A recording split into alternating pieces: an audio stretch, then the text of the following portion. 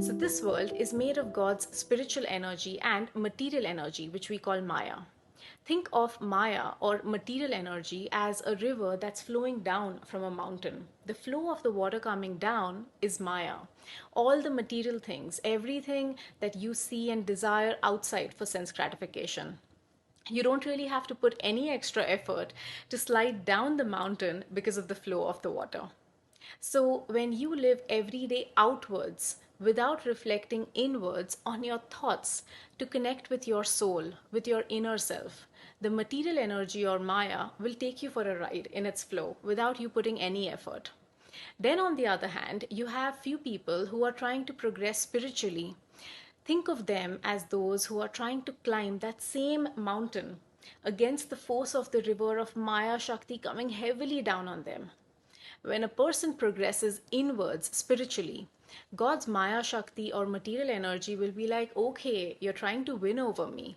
I'll challenge you by throwing three things in abundance so that you forget your climb upwards to connect with God, to connect with the higher power.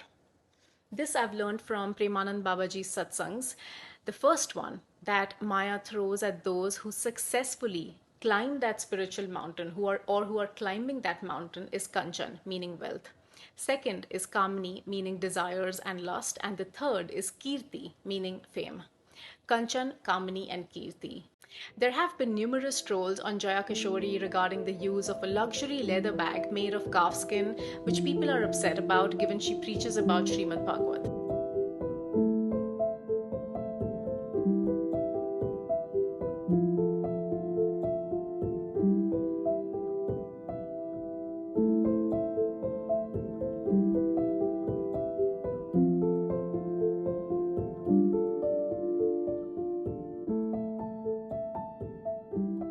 Wealth, desire, and fame.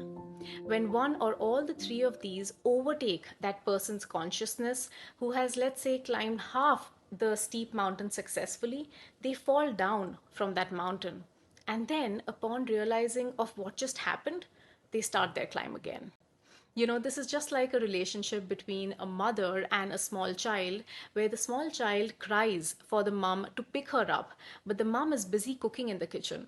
So then the mom gives the child some toys. If the child doesn't stop crying, then she asks someone in the house to play with the child to distract them. If that also doesn't work, the mother then gives them a phone to see if the child forgets her and stops crying. Now, think of the mother as God, the higher power.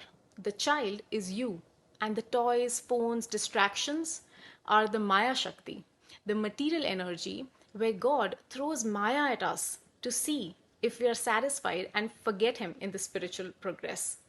True devotees would be like the child who still continue to cry, perseveres until the mother herself comes and picks the child up.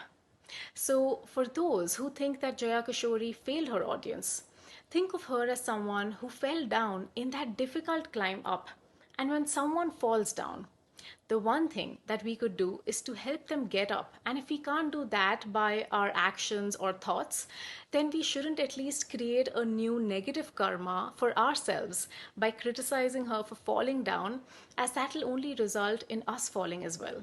We have so many knots in our own lives to untie, so let's work on those instead of draining our energy on other people's knots.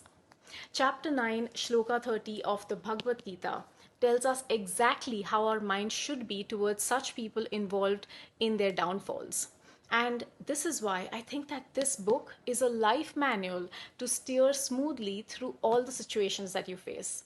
It says that if a person is engaged in devotional service and if they do anything that makes them fall down socially, we shouldn't judge them, because Krishna says that a temporary or an accidental downfall doesn't disqualify them as devotees. Instead, Krishna will purify them from within their heart and will excuse them, which is the moment of realization for those who have fallen down, and they again gather the strength to climb that spiritual mountain to attain Him.